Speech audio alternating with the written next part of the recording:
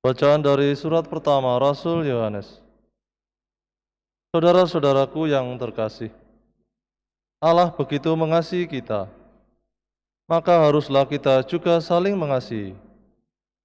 Tidak ada seorang pun yang pernah melihat Allah. Tetapi jika kita saling mengasihi, Allah tetap di dalam kita dan kasih-Nya sempurna di dalam kita. Beginilah kita ketahui bahwa kita berada di dalam Allah dan Dia di dalam kita, yakni bahwa Ia telah mengaruniai kita mendapat bagian dalam Roh-Nya. Dan kami telah bersaksi bahwa Bapa telah mengutus Anak-Nya menjadi juru selamat dunia. Barang siapa mengaku bahwa Yesus adalah Anak Allah, Allah tetap berada di dalam Dia dan Dia di dalam Allah. Kita telah mengenal dan telah percaya akan kasih Allah kepada kita. Allah adalah kasih, dan barang siapa tetap berada di dalam kasih, ia tetap berada di dalam Allah dan Allah di dalam Dia. Dalam hal inilah kasih Allah sempurna di dalam kita, yakni kalau kita mempunyai keberanian yang penuh iman pada hari penghakiman. Karena sama seperti Dia, kita juga ada di dalam dunia ini. Di dalam kasih tidak ada ketakutan, sebab ketakutan mengandung hukuman. Dan barang siapa takut, ia tidak sempurna di dalam kasih. Demikianlah sabda Tuhan. Syukur kepada Allah. Segala bangsa di bumi, ya Tuhan, sujud menyembah kepadamu. Segala bangsa di bumi, ya Tuhan, sujud menyembah kepadamu. Ya Allah, berikanlah hukum-Mu kepada Raja dan keadilan-Mu kepada Putra Raja. Kiranya Ia mengadili umat-Mu dengan keadilan dan menghakimi orang-orang-Mu yang tertindas dengan hukum. Segala bangsa di bumi, ya Tuhan, sujud menyembah kepadamu. Kiranya raja-raja dari Tarsis dan pulau-pulau membawa persembahan-persembahan. Kiranya raja-raja dari Sheba dan Seba menyampaikan ubati. Kiranya semua raja sujud menyembah kepadanya. Segala bangsa menjadi hamba-Nya. Segala bangsa di bumi, ya Tuhan, sujud menyembah kepadamu. Sebab Ia akan melepaskan orang miskin yang berteriak minta tolong. Ia akan membebaskan orang tertindas dan orang yang tidak punya penolong. Ia akan sayang kepada orang lemah dan orang miskin. Ia akan menyelamatkan nyawa orang papa.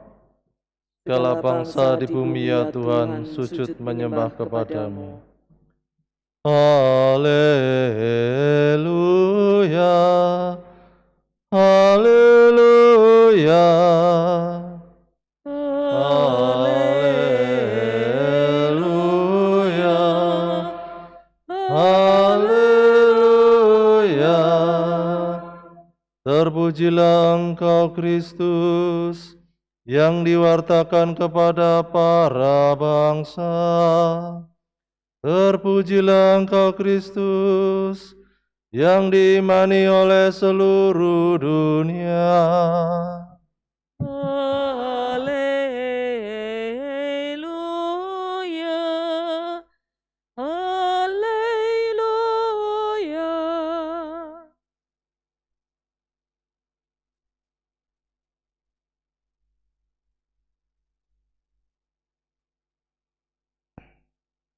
Tuhan bersamamu. Dan bersama rohmu, Inilah Injil suci menurut Markus. dimuliakanlah Tuhan. Sesudah memberi makan 5.000 orang, Yesus segera memerintahkan murid-muridnya naik ke perahu dan berangkat lebih dahulu ke seberang ke Betsaida. Sementara itu Ia menyuruh orang banyak pulang. Setelah berpisah dari mereka, Yesus pergi ke bukit untuk berdoa. Ketika hari sudah malam, perahu itu sudah di tengah danau, sedang Yesus tinggal sendirian di darat. Ketika melihat betapa payahnya para murid mendayung karena angin sakal. Maka kira-kira jam 3 malam Yesus datang kepada mereka berjalan di atas air. Dan ia hendak melewati mereka. Ketika melihat dia berjalan di atas air, mereka mengira bahwa dia adalah hantu. Lalu mereka berteriak-teriak, sebab mereka semua melihatnya dan sangat terkejut. Tetapi segera Yesus berkata kepada mereka, "Tenanglah, aku ini, jangan takut." Lalu Yesus naik ke perahu mendapatkan mereka, dan angin pun redalah. Mereka sangat tercengang dan bingung, sebab sesudah peristiwa roti itu, mereka belum juga mengerti, dan hati mereka tetap degil. Demikianlah sabda Tuhan. Terpujilah Kristus.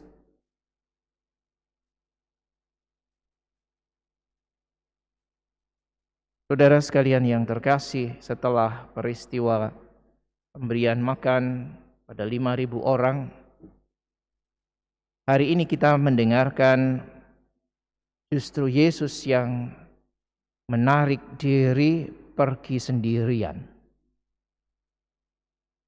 Bahkan para murid pun diminta oleh Yesus untuk pergi terlebih dahulu ke daerah seberang, ke Betsaida.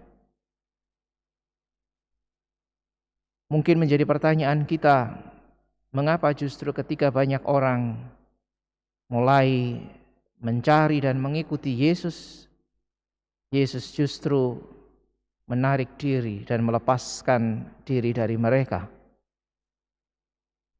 Markus mencatat satu alasan dengan sangat ringkas tapi jelas. Yesus pergi ke bukit untuk berdoa. Maka kita bisa merasakan seluruh kekuatan Yesus di dalam perjumpaan dengan begitu banyak orang. Karya, sabda, semuanya didasarkan pada relasi yang amat akrab dengan Allah Bapanya. Di sanalah ia menemukan kekuatan, menemukan peneguhan, menemukan juga sumber inspirasi dan bahkan dengan jelas menemukan pelan-pelan kehendak Bapanya.